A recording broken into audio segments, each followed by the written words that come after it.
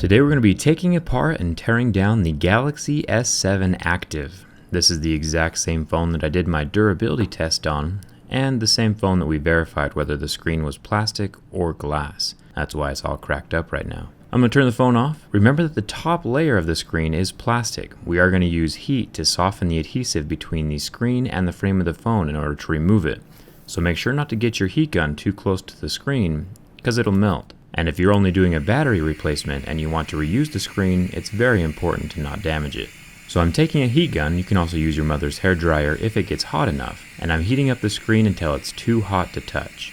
It should only take about 60 seconds or so. You want the heat to penetrate underneath the plastic layer, underneath the glass layer, and underneath the AMOLED layer. Now the screen is warmed up, I'm going to take a thin metal pry tool and slide it between the rubber edge of the phone and the glass layer of the screen. The screen does cool down after a while, so I'm going to heat it up again about every 60 seconds. Good thing I have plenty of these thin metal pry tools to keep the screen from re-adhering down to the frame. You can also use a business card or a playing card. This phone is very similar to the waterproof Galaxy S5. The screen lifts up the same way. You have a much lower chance of damaging the buttons though with the Galaxy S7 Active, as you'll see in a second. So now I'm taking my playing card and slipping it underneath the AMOLED screen, taking very special care not to hit that bottom edge corner, because that's where the AMOLED screen is the weakest. You can see as I slide my pry tool down, my screen is already cracked, so it's cracking more as I lift it out of the frame. I had zero expectation that this screen was going to survive this teardown because of how little support the glass is giving the AMOLED display underneath. You can see the glass crack as I lift it up out of the frame a little bit, softening the adhesive as I go. I did drop the home button out of the frame. That does need to stay on the frame of the phone as you lift the screen. After about 5 minutes of heating and reheating and cutting the adhesive, the screen was ready to lift out of the frame.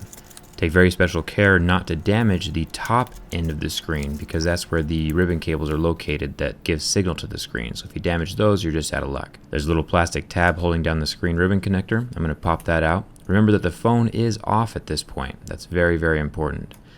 So this is the replacement screen. I will link the replacements down in the video description below as soon as they become available. You probably will need to move the buttons from your old screen to your new screen, the back and menu buttons. There's a plastic connector over the home button scanner. You can remove that. It is easily replaceable. And then there's one little screw over the battery connector. I'm going to set that off to the side and then unplug the battery. Very important for the rest of the steps. Then there are 12 screws holding down this super thick mid-frame to the motherboard. We're going to remove that, just popping it out of the plastic frame. And this is attached to the battery. The battery is a 4,000 milliamp battery. It is super thick and very heavy. There are no pull tabs or anything underneath it, so we're just going to use the blunt edge of my pry tool and pop it out of the frame. Then you can set your new battery back down into place if you're replacing it. Let's give this phone a thumbs up for having such a beastly battery. There's one screw underneath the proximity sensor, and then I'm going to detach the front mic as well. There's 2 ribbon cables down here at the bottom. I'm also going to remove the SIM card tray, and then the motherboard can just pop out of the frame. Here's the contact points for the wireless charger. We have the contact points for the earpiece, the headphone jack, the side power buttons. Down here's the vibrator, and the loudspeaker underneath the charging port, which we'll get to in a second. So here is the motherboard. The front-facing camera pops off like a little Lego, as well as the proximity sensor has a little Lego connection, and the rear-facing camera also has the same Lego type connection as the other components, which makes things easily replaceable. So on top here we have the rear-facing 12 megapixel camera, and on bottom we have the front-facing 5 megapixel camera. You can see that the rear-facing camera does have the OIS image stabilization, where the camera actually compensates for the motion of your hand during recording. The front-facing camera does not have OIS. It's pretty easy to attach the cameras back to the frame again. Just set them into place and you'll feel the little connection clip in, exactly like a little Lego. The SIM card tray is not removable and you can kind of see the discoloration from the processor, but that's pretty normal with all smartphones. The charging port has 2 screws along the bottom and you can pull it out of the little slot that it's sitting in. There is a little rubber ring around the end of the charging port. I'll show you how to install that on your new one. The loudspeaker is underneath the charging port.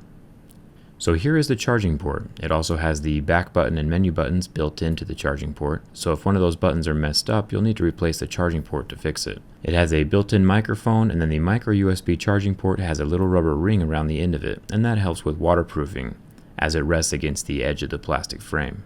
We're going to pop that back in and then put the 2 black screws in along the bottom to hold it tight. Now the charging port connects to the bottom of the motherboard, but it's on the back of the motherboard, so it's important to clip it in before you set the motherboard into place. It's the same design as the Galaxy S6 and the Note phones. We're going to set the motherboard into place, making sure that there's nothing being pinched underneath the bottom edge of it. There's 1 screw at the top underneath the proximity sensor that we're going to screw in. The SIM card tray can set into place, and then we're going to connect these wire cables. Just position them over the top with a little circle doohickey and then press them down into place. Then the thick mid-frame and the battery get set down into place on top of the motherboard. You can hear it satisfyingly click in as you press it into place. I'm not going to connect the battery yet. I'm going to make sure all of these 12 screws are screwed in, and then I'm going to connect the home button cable and put the little plastic connector over the top of it so it doesn't come loose. Now I can connect the battery. Take very, very special care not to turn on the phone as you're connecting the screen. Having power through that connection as you're connecting it could be very bad for your new screen. Taking care not to touch the power button, you can clip your new screen into place. I'm just using my old screen, the same broken one as before, because the new screens are not available yet. And to my surprise, the thing actually still works. I had zero expectations that this thing was going to survive. Most phones have a glass digitizer, the part that senses your touch, and so if you crack that, it doesn't sense your touch anymore and the screen breaks. But this phone could very well have a plastic digitizer like the Droid Turbo 2. Your new screen will probably have adhesive on the bottom of it, so remove the protection over the adhesive and set it down into place, and you should be good to go. Make sure the home button lines up through the hole in the screen, and pinch everything down into place. If you've liked what you've seen so far, go ahead and hit that subscribe button. It does help me out a lot and helps me keep making repair videos far into the future. If you haven't broken your current phone, you might break your next one, and hopefully I'll already have a video for it. If you have any questions, make sure to leave them in the comments below. I do respond fairly regularly. Thank you so much for watching, and I hope to see you around.